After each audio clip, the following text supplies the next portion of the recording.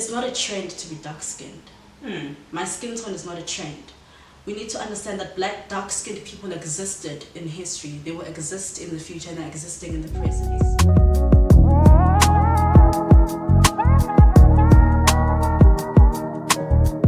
Hey guys, welcome back to my channel. Hi guys, welcome back to my channel. Today I really feel like saying welcome back to my show because we have a queen, my best friend Palesa, Dlamini, forensics and criminology master candidate, a boss models queen, a girl who just started working in the municipality. Okay, so hi guys, this is Palesa Dlamini, a best friend of mine, and today we have a special show, a special guest. Welcome, girl. So Lisa, say hi to our people. Hi guys, thank you for having me. Yes, please.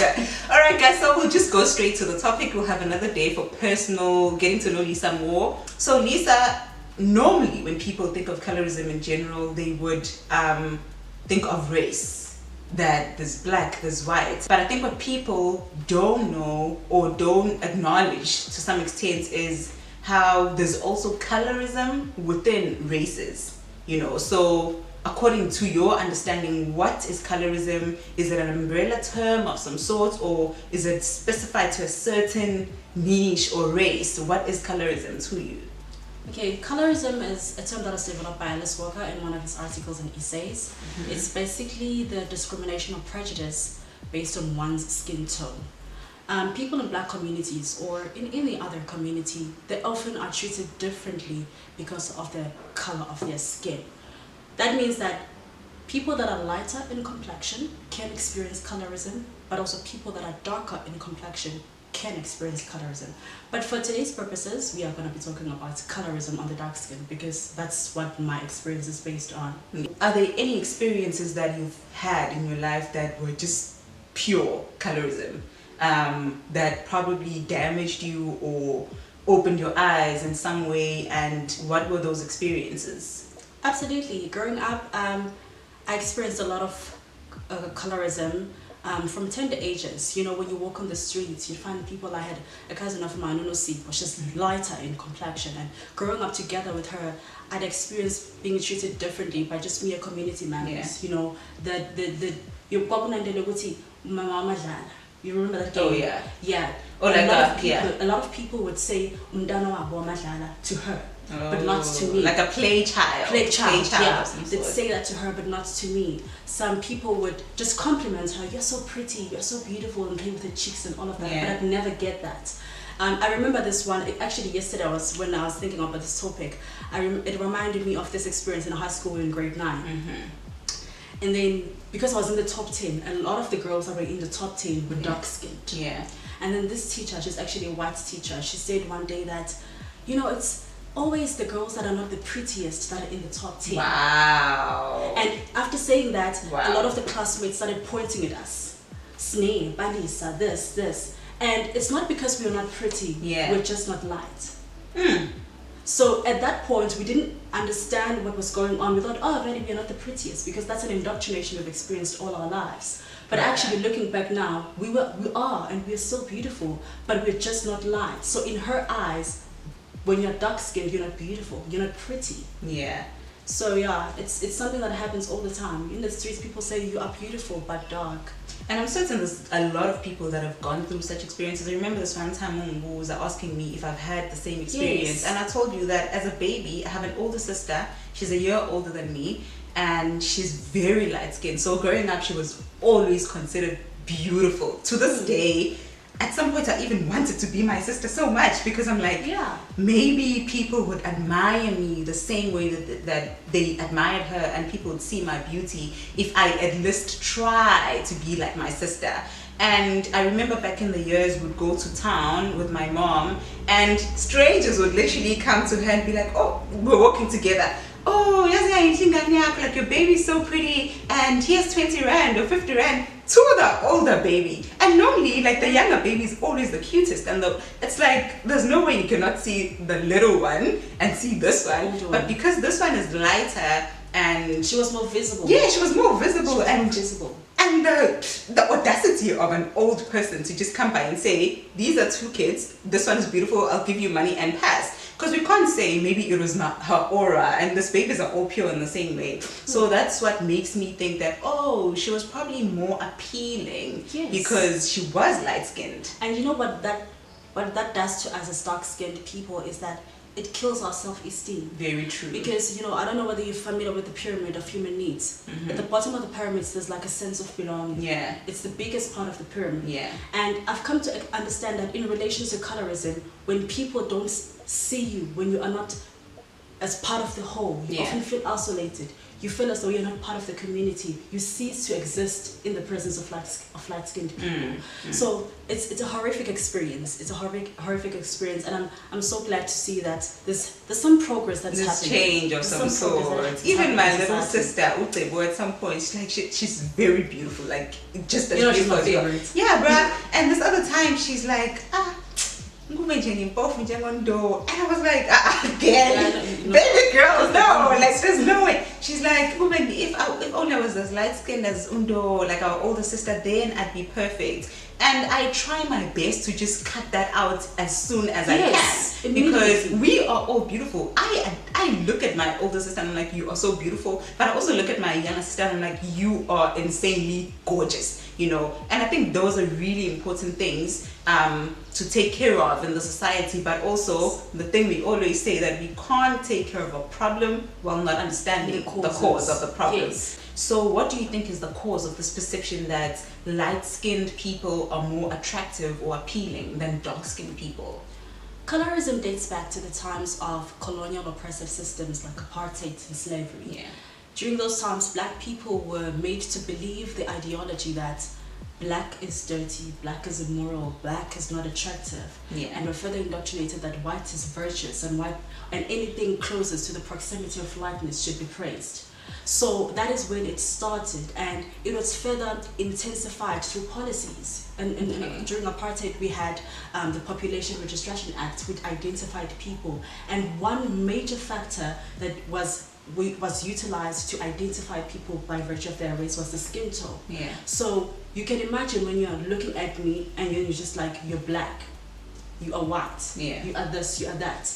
In addition to that, the act ensured that whenever you are lighter or whenever you had a light complexion, there were benefits and privileges to that. So that history of apartheid in South African context gave birth to colorism, to believing that people that are lighter are treated better than people that are dark-skinned. Because in the apartheid era, like I said, black people were at the bottom of the list. There were no privileges, there were no rights, no anything. So in our minds, that was programmed. When you are light-skinned, this is how you are treated. You are better than a person who's darker-skinned. So that's the history of colorism in the context of South Africa. And you're speaking of privileges, that if you were lighter, there were privileges. Just cut out white people, maybe let's look within our race. Do you feel like still to this day, or it has been taking place from the longest time, just because you are lighter, yes you are black, but just because you are lighter, then you will have privileges of some sort. It's not necessarily being treated right alone, but privileges, like certain privileges that you will get this because you're lighter and you won't get this. And I remember my friend, one of my friends, I used to stay with her in University Gardens, and she was very light skinned. And I remember I used to even feel uncomfortable when we go out and all men would literally be on her because she's light skinned, and I'd be like, am I even pretty?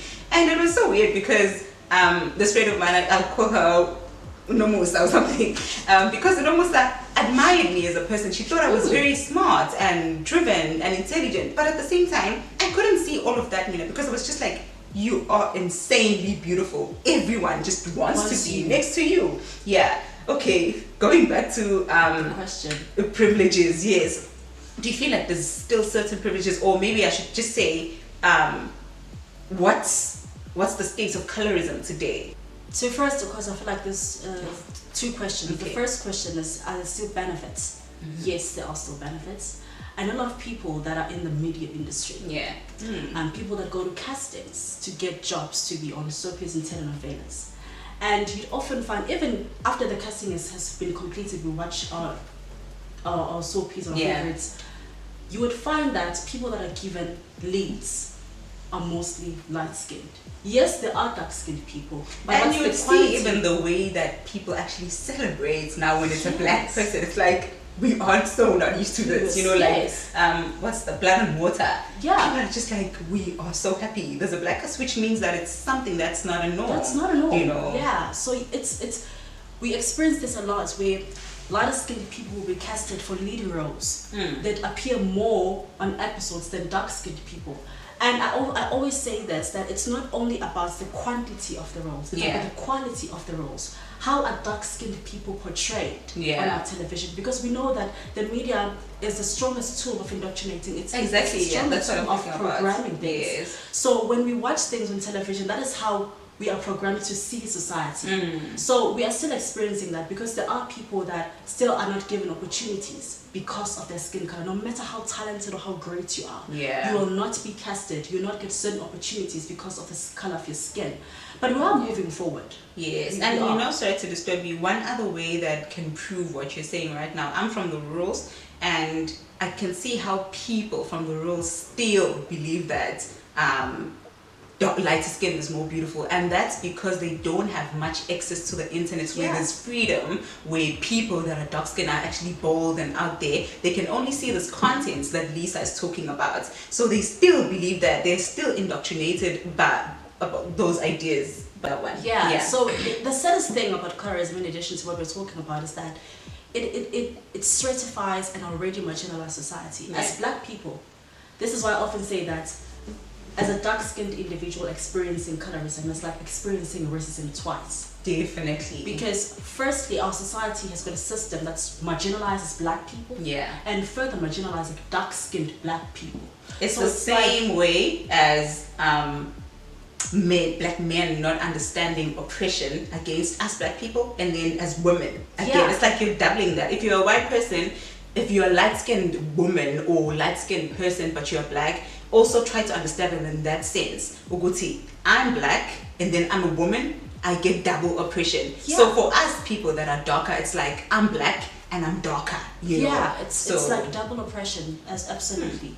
So we are moving forward, because we are seeing more representation now. We are seeing dark-skinned people appearing on billboards, on our magazines. And you know, one thing I'd like us to understand is that it's not a trend to be dark-skinned. My skin tone is not a trend.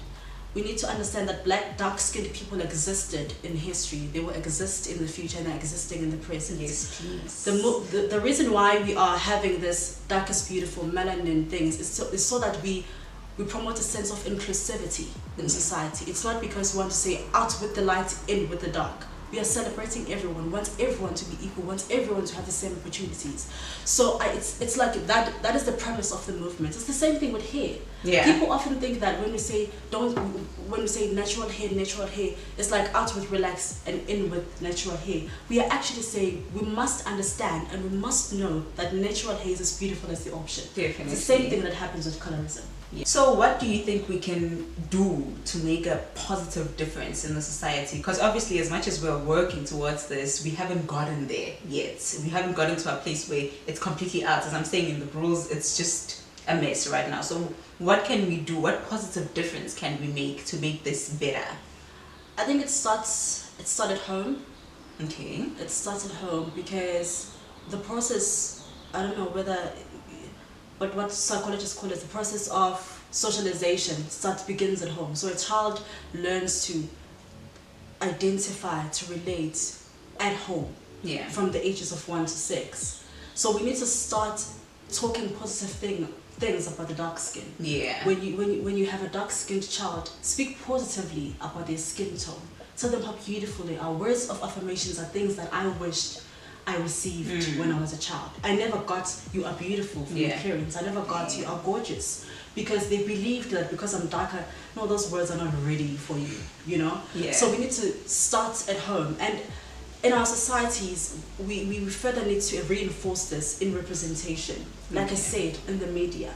We need to start seeing those things and continue seeing those things in the media spaces, seeing black people, dark-skinned people leading roles, being positively portrayed. And you know, this reminds me, when we watch a lot of movies, it's mostly American movies, but a dark-skinned person, if they are positively portrayed, they're independent. Yeah. They are looking for love. Yeah. They are the CEO of a certain big multi-million rand company. And what that means is dark-skinned people don't really need a lot of help. Okay. They have everything under control. And it makes us look as though we are less worthy of empathy. People think you don't go through things because you are strong, you are resilient because I'm dark-skinned. It's like confusing melanin for steel. I don't feel things. And my little brother, I told you this, when I asked him to come with me to the shop, and it was like scorchingly hot. I took an umbrella and he was like, why are you taking an umbrella? Because when it's and I was like, that's because you're confusing my melanin for steel. You think because I'm dark-skinned, I don't feel pain. So we need to start at home, talking to everyone at home about those things. Colorism, reprimand it immediately when you see what's Ingane is saying I'm not beautiful because I'm dark-skinned.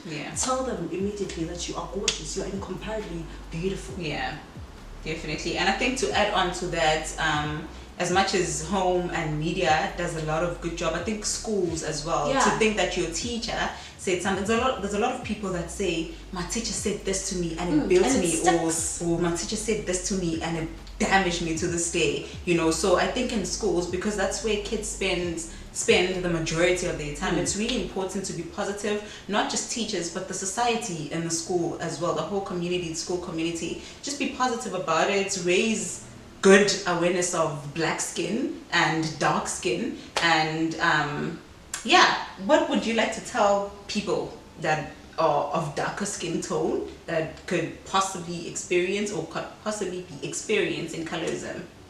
You are not the problem, society is. You are incomparably beautiful. Don't let anyone tell you otherwise. Guys, honestly, this is my favorite show. This has been my favorite show, Lisa, dude. Thank you so much for just building this, and you are making it be what I want it to be. Because obviously I try to build, sometimes I make videos, but this is what I want my channel to be, an impact, a positive impact, enlightening of some sort. So I appreciate you, and I tell you all the time how beautiful you are. So I genuinely think you are gorgeous. You are gorgeous as well, girl. How? Thank you, dude. I appreciate you coming to my show. We'll see